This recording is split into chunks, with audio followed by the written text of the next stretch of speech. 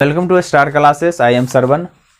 तो आज का जो वीडियो है यह जो है उस बच्चे के लिए डेडिकेट है जो बच्चे को क्वेश्चन आंसर या फिर जो भी हमने थ्योरी दिया है या फिर कहीं भी बच्चे पढ़ रहे हैं उसको याद करने में प्रॉब्लम आती है। सबसे बड़ा चीज़ होता है उसको याद कैसे किया जाए। तो याद करने का जो तरीका है हम लोग जो शुरू से याद जो करते हैं वो बहुत ही डिफ़िकल्ट है। वो तरीका ही बिल्कुल गलत है, क्योंकि कोई भी टीचर्स हैं वो अपना स्टेटमेंट लिखा देते हैं और बच्चे उसको याद कर रहे हैं। याद तो होता नहीं है, कुछ दिन के लिए याद होगा फिर भूल जाएंगे। तो लॉन्ग टाइम के लिए हमें याद रखना है और किस चीज़ को याद रखना है, कितने वर्ड को याद रखना है वो मैं इस वीडियो में बताने वाला हूं। और यह वीडियो नहीं बल्कि आने वाला जितने भी वीडियो होंगे वो सभी जो है उसमें यही बताया जाएगा कि कैसे हम लोग उस क्वेश्चन को याद करें, उस थ्योरी का जो भी टर्म हमारे पास लिखा हुआ उसको याद करें, जिससे कि हम एग्जाम में बेटर परफॉर्मेंस कर सके। क्योंकि आज हमने साइंस चैप्टर से उठाया है और पहला जो चैप्टर है क्लास 10 का वह है रासायनिक अभिक्रिया एवं समीकरण। यह बहुत छोटा चैप्टर है एग्जाम के व्यू से, और इसमें जो क्वेश्चन पूछा जाता है मेनली हमारा फोकस होगा एग्जाम के व्यू से। और कुछ स्टूडेंट्स ऐसे हैं जो कि आराम से याद कर लेते हैं, उसको कोई प्रॉब्लम नहीं है। मैन आता है वो स्टूडेंट जो कि बहुत कोशिश करते हैं फिर भी याद नहीं होता है, कुछ दो चार वर्ड याद हुआ उसके बाद भूल जाते हैं। तो कम से कम वो दो चार वर्ड याद रखते हैं, लेकिन वो किस तरह से याद रखे आज हम वही बताएंगे और लॉन्ग टाइम तक याद रखे। क्योंकि हम लोग हिंदी भाषी हैं और हम अच्छे तरह से भाषा को क्या कर सकते हैं, सीधा कर सकते हैं। इसलिए अगर हमें दो चार वर्ड अगर याद कर लेते हैं तो मेरे लिए बहुत ही क्या है, एफिशिएंट है, पर्याप्त है। तो कहने का मतलब यह हुआ कि सबसे पहले तो यह बताएंगे कि इस चैप्टर में इंपॉर्टेंट क्वेश्चन है क्या, क्योंकि हम उस बच्चे को फोकस करते हुए बताएंगे जो बच्चे कमजोर है, जो बच्चे को कुछ नहीं आता है और वो सोच रहे हैं कि हमें किसी भी तरह याद हो जाए, लेकिन याद करने का टेक्निक होना चाहिए। क्योंकि आज के टाइम में क्या है, स्मार्ट वर्क होना चाहिए। किस तरह से हम लोग स्मार्ट वर्क कर सकते हैं, तो क्योंकि जो बच्चे इंटेलिजेंट है वो तो उसके लिए जो हम पढ़ाए हैं नोट्स है, जो मैंने नोट्स डाल रखा अपने चैनल पे और प्लेलिस्ट में मैंने प्लेलिस्ट बना के नोट्स डाल रखा, वो भी उसके लिए एफिशिएंट नहीं है, क्योंकि उसमें बहुत ही शॉर्ट करके हम बताया गया है। लेकिन एग्जाम के व्यू से पर्याप्त है, लेकिन कंपटीशन के व्यू से और उसको पढ़ना जरूरी है। तो कहने का मतलब यह हुआ कि हम उस बच्चे को फोकस कर रहे हैं जो बच्चे कमजोर है। तो देखना है क्या कि हम लोग पढ़ेंगे कैसे, उसको ध्यान देना। हम एक एक डिफिनेशन को याद करवाएंगे और किस तरह से याद करना है आपको अभी तुरंत अभी हमको एग्जाम्पल आपको देंगे, तुरंत आपको याद होगा। बात समझ में आ रही बात। और एक बात और है कि हमने एक नोट्स बनाया है जो कि आपको ये दिख रहा होगा। ये जो इससे पहले जो मैंने पूरा चैप्टर का नोट्स दिया था वो एक पेज में नोट्स रह गया, ओनली वन पेज में। मेरा यही कोशिश रहेगा 1 से 2 पेज में इट्स नोट्स को कवर करें। और यह जो नोट्स है वही बच्चे बना पाएंगे जो इस बच्चे जो सही से डेडिकेशन के साथ इस पर टाइम दिए होंगे। तो कहने का मतलब यह हुआ हम नोट्स तो बनाए, पूरा शब्दों में नोट्स नहीं लिखे, बस अपने कुछ शब्द को इस्तेमाल करके नोट्स बनाना होता है ताकि हमें एग्जाम टाइम में कम समय में हम ज्यादा रिवीजन कर सके। तो मेन पर्पस हमारा यह है कि हम याद कैसे करें, चलिए उसको हम बताते हैं और हम बताते चले जाएंगे कि वेरी वेरी इंपॉर्टेंट क्वेश्चन क्या है। राइट।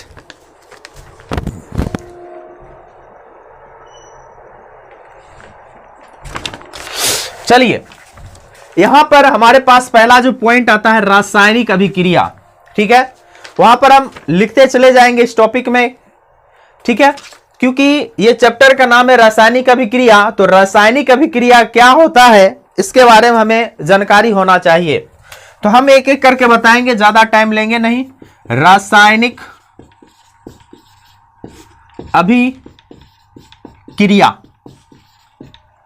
अब देखो हम अपने भाषा में इसको समझाने की कोशिश करेंगे।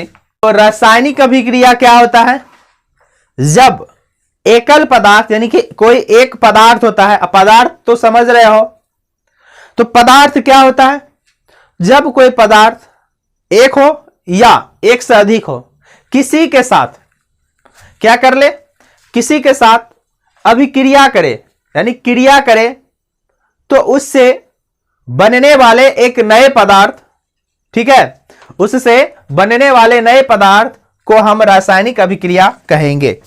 सिंपल सा बात है। अब इसमें बात यहां पर यह रहा कि हमको याद कैसे करना है। तो इस वर्ड में देखो रासायनिक अभिक्रिया लिखा हुआ है। तो रासायन तो आपने कभी न कभी सोचते हैं, मान ले हम वीक स्टूडेंट हम कैसे सोचेंगे, तो हम रासायनिक अभिक्रिया, हमारे दिमाग में कुछ ऐसा वर्ड आएगा ना, बस हम कहेंगे रासायनिक, केमिकल, लोचा, इस ढंग से कुछ वर्ड आएगा, तो उसको रखेंगे कैसे याद। तो रासायनिक मतलब समझ लेना, हम तुमको एक बता देते हैं। तो रासायनिक मतलब क्या होता है कि रासायनिक अभिक्रिया मतलब होता है एक नया पदार्थ का बनना। इतना वर्ड तो याद रखना होगा, एक वर्ड इसको याद रखना, रासायनिक अभिक्रिया के बाद एक नया पदार्थ का निर्माण होगा। किसका होगा, नया पदार्थ। तो आपके लिए यह वर्ड एक की पॉइंट की तरह इस्तेमाल होगा। रासायनिक अभिक्रिया जब भी होगा एक नया पदार्थ बनेगा, ठीक है, यह तो वर्ड याद रहेगा। रासायनिक अभिक्रिया जब भी होगा एक नया वर्ड बनेगा, सॉरी नया पदार्थ बनेगा। अब देखो हम आपको सिंपल सा एग्जांपल दे रहे हैं। हमारे घर में जैसे खाना हम बनाते हैं, तो रोटी है, रोटी है, रोटी कैसे बनता है पहले ये बताओ, रोटी बनता कैसे। देखो पानी, पानी था, पानी प्लस आटा दिए हीट, तो बन गया रोटी। सिंपल सा फंडा है, इसमें कुछ है कहां। तो तुमको इसमें याद रखना पड़ेगा, ये जो नया पदार्थ बना है यही हमारा क्या है, यही हमारा रोटी जो है नया पदार्थ है। और इसमें हमने क्या बोले, या तो एक भी पदार्थ होता है या एक से अधिक भी हो सकता है। तो यानी पानी भी एक पदार्थ है या आटा भी, इसको हम ऐसे भी बोल सकते हैं, दो या दो से अधिक, या कहीं कहीं एकल पदार्थ भी, एकल पदार्थ भी कभी कभी, जैसे हम बोल सकते हैं कपड़ा बोल सकते हैं, या लकड़ी, लकड़ी, लकड़ी को जैसे ही हम हीट देंगे तो क्या हो जाएगा, जल जाएगा, यानी हमारे पास सिंपल सा राख बचेगा, अब प्लस हवा में ऊपर चला जाएगा क्या, कार्बन डाइऑक्साइड, ठीक है। तो कहने का मतलब यह हुआ कि जैसे ही लकड़ी जला तो लकड़ी के जलने के बाद हमें राख बनता है प्लस CO2 बनता है। सिंपल सा हम घर में लकड़ी जलाते हैं, लकड़ी जलाने के बाद क्या होता है, लकड़ी को जला दिए, जलाने के बाद हमारे पास राख बना और CO2 बना, यानी कि इसमें एक नया पदार्थ बनेगा। तो हम इसलिए इसमें बोल रहे हैं कि इसको याद रखने का एक ही तरीका है, इसमें एक नया वर्ड लिखोगे, नया पदार्थ, नया पदार्थ को याद रखना है। पूरा परिभाषा में यानी रासायनिक अभिक्रिया में सिर्फ एक ही वर्ड को आपको याद रखना है, वह है नया पदार्थ। तो अब इसको अटैच कैसे करोगे, इसको आप अटैच कैसे करोगे। अब देखो होता क्या है, हमारे पास जो है ये जो नया पदार्थ है, सिंपल सा बात है, नया पदार्थ बन गया। अब नया पदार्थ कैसे बनेगा, तो सिंपल सा बात, अभी तुमको एग्जांपल दे दिए। जैसे अगर केमिकल की भाषा में बात करें तो इसका एग्जांपल एक हम ले लेते हैं, जैसे H2 + O2, ठीक है। मान लो इतना, तो ये बेसिक सा है, बेसिक सा है, एकदम बेसिक सा। हाइड्रोजन गैस हुआ और ऑक्सीजन गैस दोनों मिला तो सिंपल सा बात है, पानी बनेगा। क्या बनेगा, पानी। थोड़ा सा इसको बैलेंस कर लेना। बैलेंस क्या होता है, तो देखो इसी में एक शब्द आता है बैलेंस समीकरण। देखो ये इसको बोलते हैं, इसी में अभी देखो सब कनेक्टेड हो जाएगा। अब तुमसे एक पूछ लेगा कि बैलेंस्ड केमिकल यानी कि रासायनिक समीकरण, रासायनिक समीकरण, इक्वेशन, इक्वेशन यानी हिंदी में बोला जाए संतुलित, संतुलित रासायनिक समीकरण। तो ये क्या होता है पहले ये जानो। तो देखो सिंपल सा बात है, अगर तुम्हें ये वर्ड अगर याद रहा, इससे देखो 3-4 इससे रिलेटेड तुमको सारा कुछ डिफिनेशन याद हो जाएगा। अगर तुम्हें रासायनिक अभिक्रिया याद रहा तो सबसे पहले याद रखो एक इसका, ये ज्यादा तुम्हें याद रखने की कोई जरूरत नहीं, 1 से 2 एग्जांपल याद रखो, बात फिनिश्ड। क्योंकि हम लोग उतना तेज स्टूडेंट है नहीं, एकदम लोला है जिसको बोल सकते हैं। तो लोल स्टूडेंट क्या करता है, 1 ही 2 ही एग्जाम्पल बहुत हो गया उनके लिए। अब ओवर स्मार्ट तो है नहीं कि हम 100 रिएक्शन याद कर ले। और ये बच्चा वाला है, क्लास 7-8 से ही पढ़ते आ रहे हैं। तो H2 + O2, अब इसको देखो क्या ये बैलेंस है, बैलेंस मतलब संतुलित है, संतुलित रासायनिक अभिक्रिया है। तो संतुलित का मतलब होता है संतुलित होना, संतुलित समझते हो, संतुलित एकदम सीधा हो जाना, बैलेंस हो जाना। यानी कहने का मतलब एक सिंपल सा मान लो, इसको बैलेंस मतलब तराजू बोलते हैं, तराजू। बैलेंस को इंग्लिश में क्या बोलते हैं, बैलेंस मतलब बैलेंस को हिंदी में क्या बोलते हैं, तराजू बोलते हैं। तराजू कैसे होता है, एकदम बैलेंस रहता है, ना इधर ना उधर, समझ में आ रही बात। तो आप बैलेंस से तराजू की तरह उसको रखो, तो तराजू की तरह क्या होता है। तो मतलब इसमें 2 वर्ड एक याद रखना होगा। अब देखो रासायनिक अभिक्रिया में 2 वर्ड याद रखना होगा। देखो इस साइड वाले को बोला जाता है, क्या बोला जाता है, अभिकारक। क्या बोला जाता है, अभिकारक। और इस साइड वाले क्या बोला जाता है, उत्पाद। क्या बोला जाता है, उत्पाद। बात समझो, ये अभिकारक है और इस साइड वाला क्या है, उत्पाद है। तो यहां से देखो अभी तुम्हारे साथ साथ देखो 4 गो डिफिनेशन तुमको याद हो जाएगा। समझ में आ रही बात, 4 डिफिनेशन याद होगा। पहला रासायनिक अभिक्रिया क्या होता है, रासायनिक अभिक्रिया क्या होता है। दूसरा अभिकारक क्या होता है। तीसरा उत्पाद क्या होता है। चौथा उत्पाद को प्रतिफल भी बोलते हैं। अगला हमारे पास है बैलेंस यानी संतुलित, संतुलित रासायनिक अभिक्रिया। और दूसरा था असंतुलित। ठीक है, अब देखो इसमें क्या होगा, पहले हम इसको डिफाइन कर लेते हैं, अभिकारक क्या होता है। तो अभिकारक से पहले हमको क्या याद करना था, नया पदार्थ। नया पदार्थ में क्या होता है, नया पदार्थ में क्या होता है, पानी प्लस आटा। इस साइड को हम क्या बोलते हैं, इस साइड को क्या बोलते हैं, इस साइड को हम अभिकारक बोलेंगे। इस साइड वाले को यानी कि जो पानी है या फिर आटा है, ये दोनों जब रहता है तो इसको हम बोलते, क्या बोलते हैं, इसको बोला जाता है अभिकारक। क्या बोला जाता है, अभिकारक। तो सिंपल से बात है। अभी अच्छा, ये दोनों मिला किसके लिए जाएगा, लड़ने के लिए, लड़ने के लिए जाएगा। देखो जब दोनों आपस में मिलेगा तो सिंपल से हमारे लिए एक वर्ड है, सिंपल से याद रखो, लड़ना। लड़ना का मतलब हो गया अभिक्रिया करना या क्रिया करना। क्रिया है ना, लड़ता है कहता है क्रिया, क्रिया खो। समझ मारी बात, सिंपल से होता है क्रिया खो।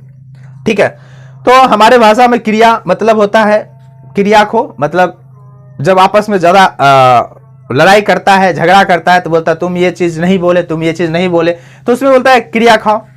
ठीक है, तो कहने का मतलब ये हो गया, जब ये दोनों आपस में क्या करेगा, क्रिया करेगा, यानी अभिक्रिया करेगा।